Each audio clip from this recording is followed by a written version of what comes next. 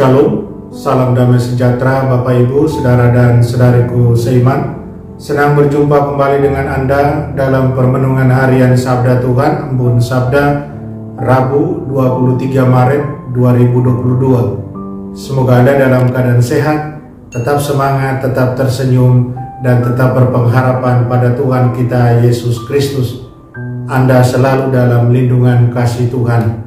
Buat saudara dan saudariku yang sakit, saya berdoa dalam nama Tuhan Yesus, Anda sembuh. Saudara dan saudariku seiman, gereja mengajak kita hari ini merenungkan bacaan pertama dari kitab Ulangan bab 4 ayat 1 dilanjutkan ayat 5 sampai 9. Sedangkan bacaan Injil dari Injil suci menurut Matius bab 5 ayat 17 sampai 19. Saudara dan saudariku, hari ini saya ajak kita merenungkan bersama jadilah pewarta dan pelaksana hukum dan perintah Allah.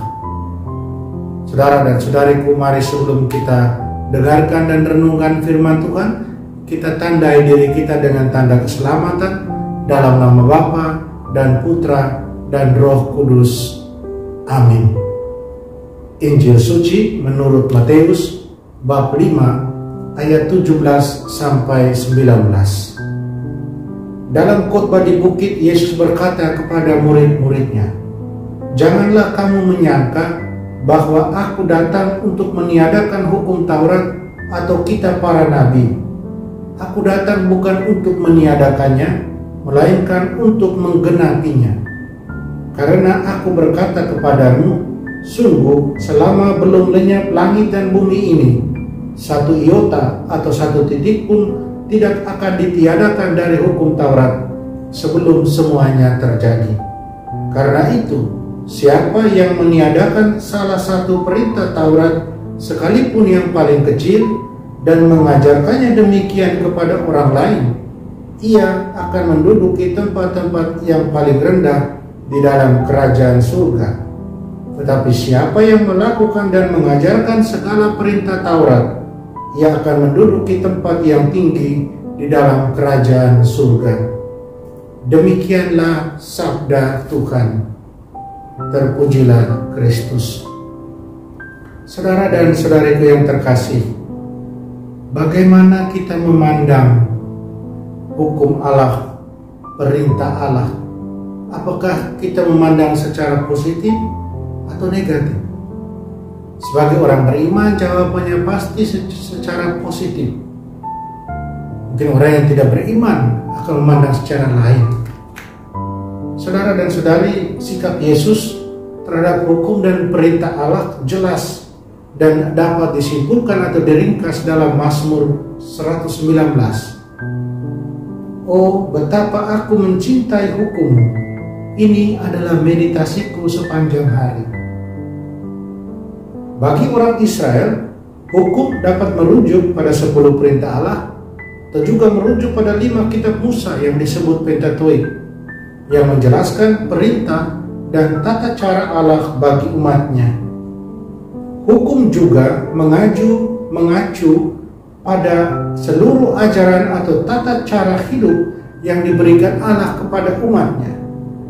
Orang-orang Yahudi di zaman Yesus juga menggunakannya sebagai deskripsi hukum lisan. Tidak bisa dibantah bahwa ahli-ahli Taurat menambahkan lebih banyak hal pada hukum daripada yang Tuhan maksudkan.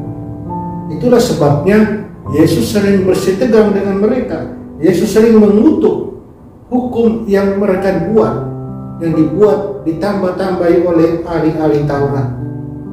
Sebab apa? Sebab yang mereka tambahkan sering menempatkan beban pada orang-orang yang tidak dimaksudkan oleh Tuhan sendiri.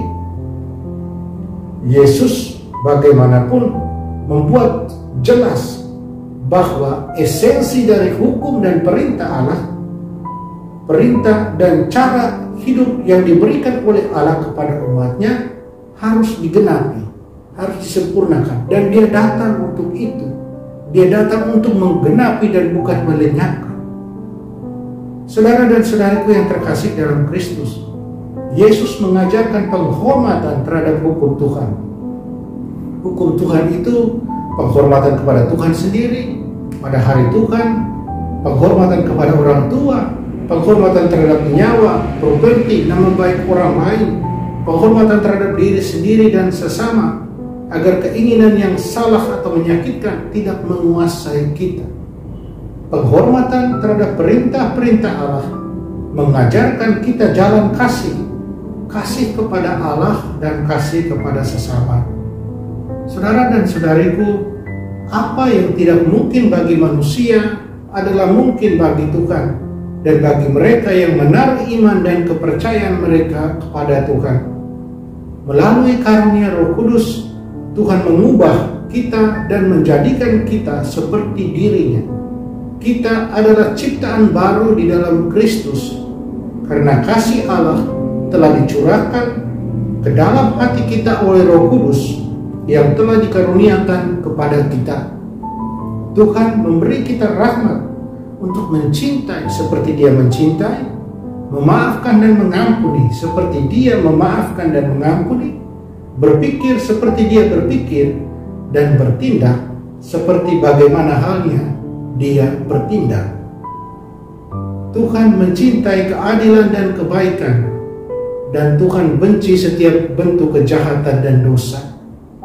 Dia ingin membebaskan kita dari keinginan kita yang tidak terkendali dan kebiasaan berdosa, sehingga kita dapat memilih untuk hidup setiap hari dalam damai, sukacita, dan kebenaran Roh Kudus-Nya. Meninggalkan dosa berarti berpaling dari apa yang berbahaya dan merusak pikiran dan hati kita serta kehidupan kita sendiri. Sebagai pengikutnya, saudara dan saudariku, kita harus mencintai dan menghormati perintah dan hukum Tuhan serta membenci segala bentuk dosa. Apakah kita mencintai? Apakah kita menghormati perintah dan hukum Allah?